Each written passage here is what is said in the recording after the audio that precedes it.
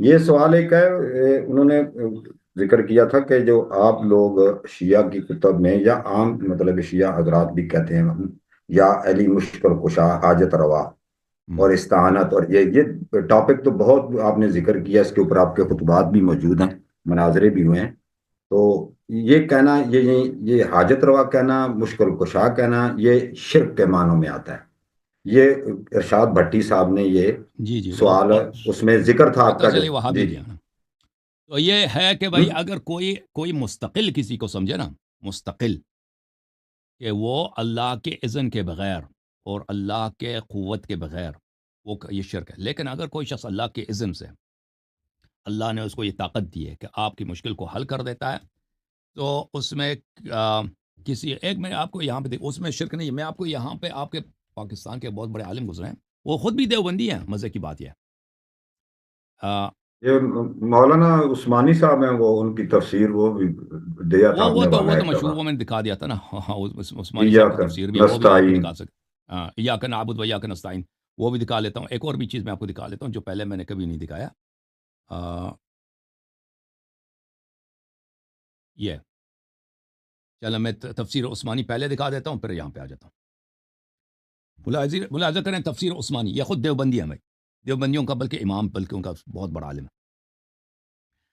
چاپ دار الاشاعت، پارہ 1 تا پارہ 10. وہ کل ایک شخص نے پوچھا تھا نا کہ قرآن کے پارے کہاں سے آ گئے.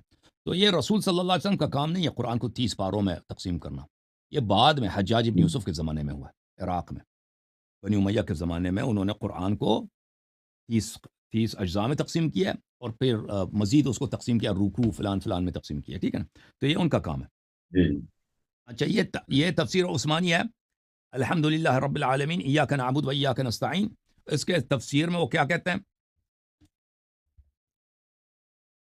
اس آیت شریفہ سے معلوم ہوا کہ اس کے ذات پاک کے سوا کسی سے حقیقت میں مدد مانگنا بالکل ناجائز ہے. ہاں، اگر کسی مقبول بندہ کو محض واسطے رحمت الہی اور غیر مستقل سمجھ کر استعانت ظاہری اس سے کرے تو یہ جائز ہے کہ استعانت در حقیقت اللہ تعالیٰ سے ہی استعانت ہے. اچھا، میں ایک اور آپ کو دکھاؤں. یہ البصائر لمنکری التوسل باہل المقابر، تالیفات مولوی حمد اللہ جان الداجوی. یہ سہارنپور میں پڑھے، تقسیم ہند سے پہلے انہوں نے پڑھا تھا. ابھی ان کی وفات ہوئی ہے، تقریباً 100 سال کے قریب ان کا عمر ہے. یہ جو ہے ولادت شاید 1920 ہے، پتہ نہیں اس طرح ہے. 1924 ان کی ولادت ہے ابھی، اور سنہ 2019 میں ان کی وفات ہوئی ہے. اور یہ بہت بڑے عالم تھے دیوبندیوں کے. صوبہ سرحد میں افغانستان، پاکستان، پٹھانوں میں ان کی بڑی تاثیر ہے. اور یہ بہت فاضل آدمی تھے، ان کی کتاب سے پتہ چل جاتا ہے. یہاں پر اچھا یہ بہت ساری جملے کہتے ہیں، تو باتیں تو ان کی بہت ساری ہیں. صفحہ نمبر 20 میں وہ لکھتے ہیں، وَأَمَّا الشِّرْكُ فِي الْإِسْتِعَانَةِ بِأَنْ يَطْلُبَ أَحَدٌ الْعَوْنَ مِنَ الْغَيْرِ. شرک اس طرح کہ کوئی استعانت کرے. استعانت سے کیا مراد؟ کہ انسان مدد طلب کرے غیر اللہ سے. فَإِنْ كَانَ يَعْتَقِدُ أَنَّ ذَلِكَ الْغَيْرَ مُسْتَقِلٌ وَخَالِقٌ لِلْعَوْنِ فَهُوَ شِرْكٌ فِي الصِّفَاتِ وَإِلَّا فَهُوَ لَيْسَ بِشِرْكٍ.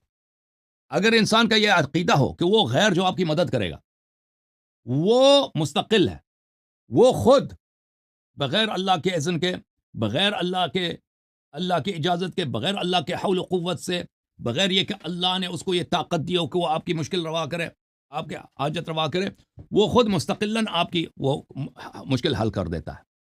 تو بلا شک بلا ریب یہ شرک فی الصفات ہے، وإلا شرک نہیں. اگر آپ کا عقیدہ یہ ہے کہ اللہ تعالیٰ نے نبی کریم صلی اللہ علیہ وسلم کو یہ طاقت دی ہے کہ وہ مجھے شفا دے سکتا ہے، ٹھیک ہے نا، تو آپ اس سے مدد طلب کریں، وہ یہ اس میں کوئی شرک نہیں ہے. ٹھیک ہے، تو یہ بات کافی لمبی ہے. بہرحال جی جی. جی ہاں، جوم جاؤ، پرواز کرو، کیوں فخر سے سر اٹھا، کیونکہ اللہ تعالیٰ نے تمہیں انتخاب کیا. صراط حق پر صرف تم ہو، صراط ایمان پر صرف کیا، کیونکہ اللہ تعالیٰ نے تمہیں انتخاب کیا. صراط حق پر صرف تم ہو، صراط ایمان پر صرف